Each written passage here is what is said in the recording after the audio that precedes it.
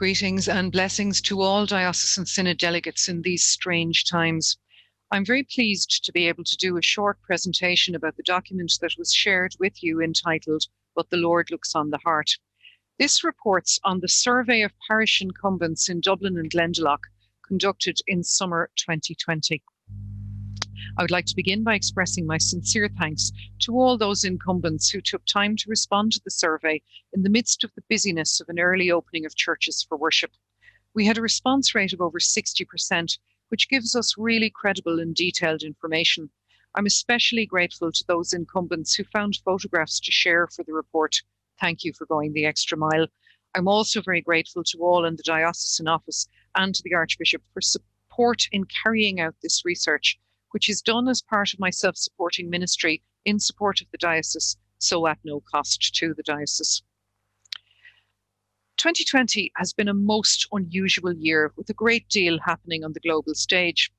Attention was drawn internationally to the ongoing scourge of racism as a result of a series of events and protests.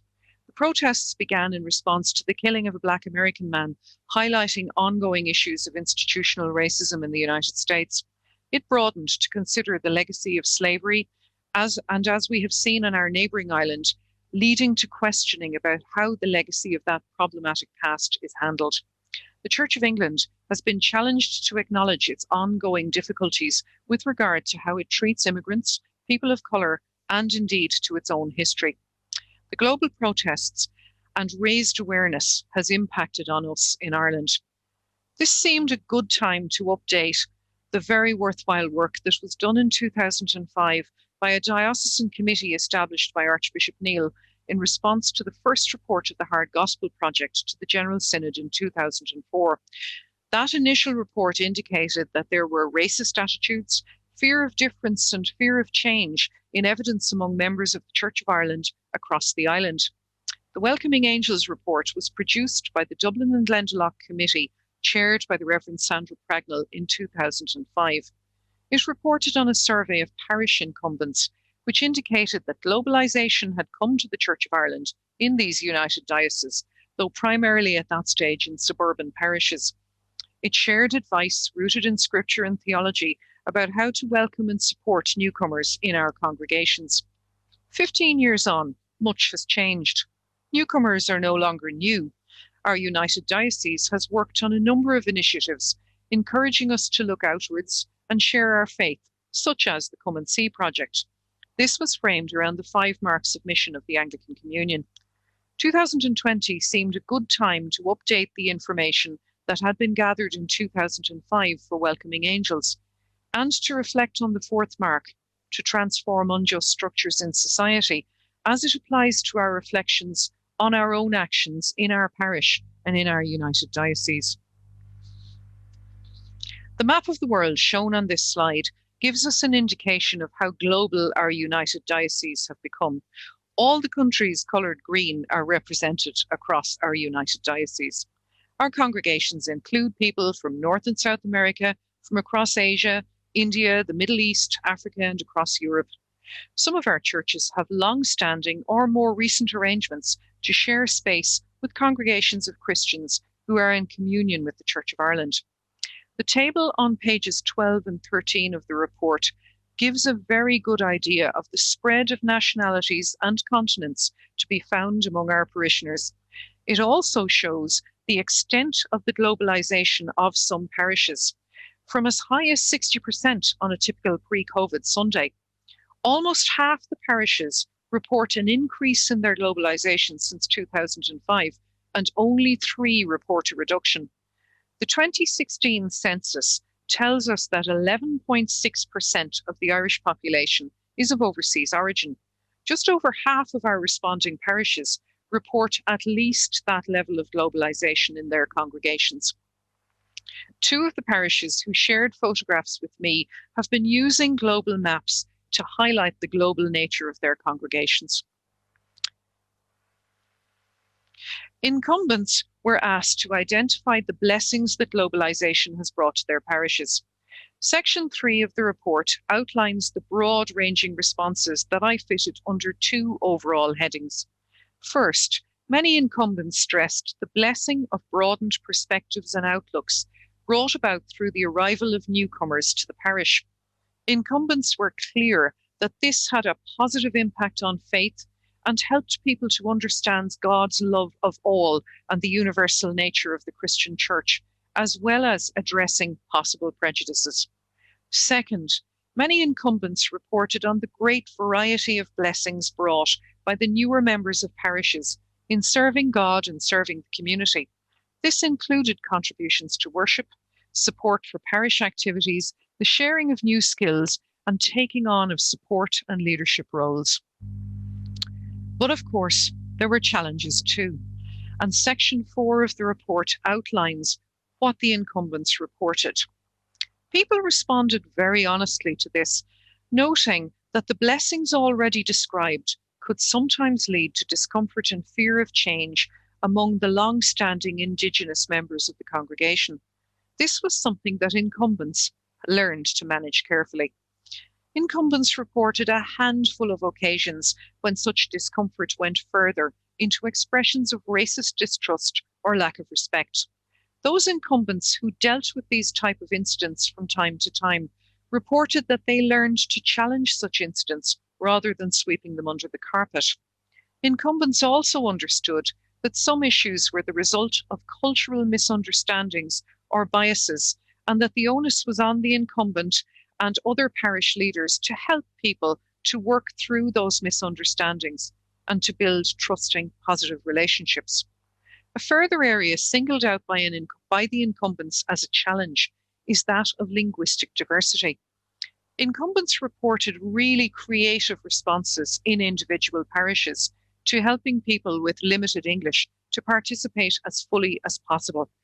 Others talked about the blessing of the Parish National School, which had a comparative wealth of experience to support learning in the parish. Experienced incumbents were generous in their advice to other parishes. They highlighted 3 key areas that had worked for their parishes. First, they described the benefits of engaging newcomer parishioners and others in worship activities and in finding ways to recognise the diversity of cultures and languages in the congregation. Some used special occasions such as the World Day of Prayer. Others integrated services from different parts of the Anglican Communion into their own worship rota, or intentionally used the range of languages in the congregation, at Pentecost, for example. Second, incumbents recommended including people from across the range of the congregation in leadership and support roles in the parish. This includes formal roles like readers, church wardens, select vestry members, but also the less formal roles such as the coffee or the cleaning rotas. They noted that participation in such roles also built intergenerational and intercultural friendships. Third, incumbents recommended social and cultural events such as international nights to foster friendship and sharing of cultures and food. One incumbent talked about having an informal welcoming group whose role is to befriend new arrivals or people who are on their own at or after church activities or church social events. However, it is important to remember what one very experienced incumbent said. That person advised that every parish is different and every incumbent has their own unique style. People need to work in their context and be willing to let things evolve locally rather than trying to follow a one-size-fits-all model. Many incumbents, including this person, stressed the centrality of building positive relationships and of modelling faith-based respect for all. The incumbents had advice for the United Dioceses as well. They hoped that formal mechanisms, such as the diocesan website and magazine, can be used to share the diverse stories of global and local parishioners. Incumbents were also keen that the global arrivals to our parishes and dioceses be able to speak for themselves rather than being spoken about by others. Incumbents were keen that both formal and informal mechanisms be found at diocesan level to diversify representation to reflect current realities. They were also keen that the diocese create spaces to explore diversity of worship that is properly Anglican, but also reflects the multicultural reality of our Church of Ireland in Dublin and Glendalough. Incumbents were keen that those in leadership positions in the United Dioceses would continue to preach prophetically against racism, intolerance, and disrespect, both in church and in the wider society. They also hoped people in leadership roles would lead by example in how they engage with people and in how they live their lives. Some incumbents noted how good it was to have shared arrangements with other congregations in communion with the Church of Ireland for use of churches as places of worship. They noted good examples of shared structures to manage such arrangements. Based on the report, I have 8 recommendations which you can read in section 7. First, I recognise the need to move beyond the perspective of incumbents to engage with the laity and to ensure that the diverse range of voices are heard. I'm offering to continue this research and to provide a second report to the Diocesan Synod in 2021 based on this broadened range of experience and insight.